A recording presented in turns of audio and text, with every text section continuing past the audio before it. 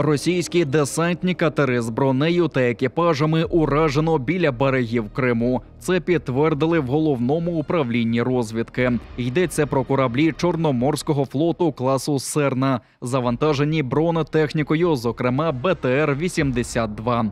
З відео, яке опублікували в ГУР, зрозуміло, що це був нічний наліт групи безекіпажних човнів. У розвідці нагадали, що ворог застосовував малі десантні катери «Серна» під час окупації острова Зміїний. Ними перекидали російський десант і військову техніку, а також прикривали зону окупації розміщеними на борту зенітно-ракетними комплексами ТОР-М2. Тоді ж під час битви за острів Зміїний принаймні один з човнів було знищено за допомогою Байрактар ТБ-2. Єсть! Красава, блін!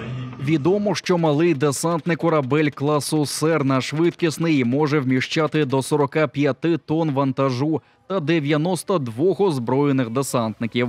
Такими човнами окупанти перекидають передові групи морської піхоти та забирають поранених. За даними розвідників, росіяни фактично не мають корабельної ППО після численних вдалих атак українських сил оборони. Тому «Серни» із ЗРК на борту слугували для загарбників прикриттям кораблів Чорноморського флоту на рейдах. Росіяни заявляють про спробу атаки нафтобази у Феодосії. Окупаційна влада стверджує, що 2 українські безпілотники вдалося знищити на підльоті. Місцеві пабліки та пропагандистські ресурси пишуть, що уламки одного з них впали у полі за 400 метрів від морського нафтового терміналу. Другий дрон при падінні на території нафтобази нібито здетонував та пошкодив металеву конструкцію електропідстанції. Утім, достеменних підтверджень цьому немає. У силах оборони України подробиць також не розкривали, зазначивши, що цілей в окупованому Криму дуже багато. Вибухи в Криму будуть, ми на це акцентували увагу.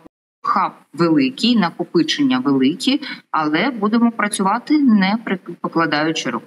Про попередню спробу ураження ворожої нафтобази в окупованій Феодосії ми повідомляли 4 серпня. Тоді у силах оборони назвали тамтешнє нафтове сховище дуже потужним і припустили, що там можуть зберігатися великі запаси для Чорноморського флоту.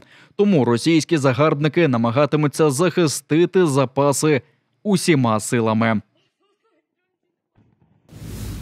Російські мобіки забили свого полковника до смерті. За даними Головного управління розвідки, колотнеча сталася в одній з військових частин окупантів у Сімферополі.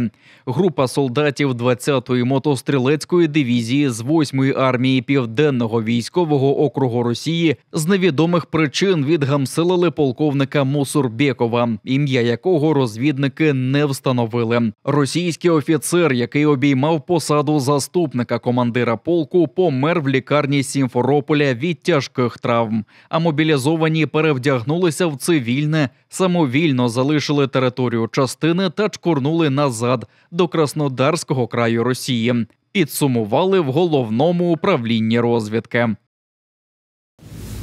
Більше 500 жителів Криму вже покарали за проукраїнську позицію. Про це в етері пропагандистського радіо похвалився один з причетних до переслідувань доносчик ФСБ Олександр Таліпов. Він підтвердив, що людей карають штрафами та арештами за так звану дискредитацію російських збройних сил і нібито демонстрацію нацистської символіки. Так, російські силовики розцінюють дописи у мережі із засудженням воєнних злочинів росіян і окупації, синьо-жовті стрічки, патріотичні татуювання, український тризуб чи герб кримців тамга. Конечно же, ждем громких дел по госизмене, потому что наши ждуны тоже скоро с такими статьями окажутся. Одними з основних джерел для сфальшованих справ окупантів слугують телеграм-канали СМЕРШ, які фактично є розгалуженою мережею стукачів. Адмініструє їх, власне, сам колаборант Олександр Таліпов, який і публікує особисті дані кримчан, які публічно чи не публічно висловлюють незгоду з окупацією. А тоді передає інформацію інформацію до ФСБ. Прокуратура Криму підозрює Таліпова одразу за 2 статтями: розпалювання міжнаціональної ворожнечі та пособництво державі-агресору. Ханський палац у Бахчисараї на межі виживання через окупацію. Росіяни своєю фейковою реставрацією вже зняли 500-літній дах та інші автентичні елементи, замінивши сучасними підробками. Про це заявила перша заступниця міністра закордонних справ України Еміне Джапар на 42-й сесії Генеральної конференції ЮНЕСКО у Парижі. Вона наголосила, що кримський урок має згуртувати світ, бо війна почалася з окупації Криму, і якщо не зупинити Росію, вона стане глобальною. Я хочу поділитися особистою історією. У віці 7 років, коли я вперше відвідала Ханський палац у Бахчисараї, колиску корінного народу, 2-годинну екскурсію проводила російська історик. І тоді я, як дитина, запитала свого батька: «Тату, а коли ми почуємо про кримських татар? Бо замість нашої історії ми лише слухали про російську історію, російську армію, російську імперію і цивілізацію, яку вони буцімто принесли до Криму».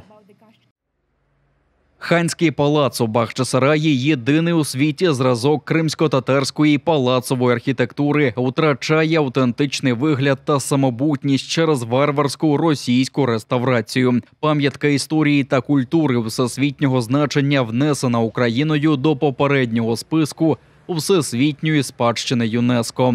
Український уряд неодноразово закликав організацію відреагувати на паплюження спадку Кремли та захистити палац. Але реакції ЮНЕСКО немає.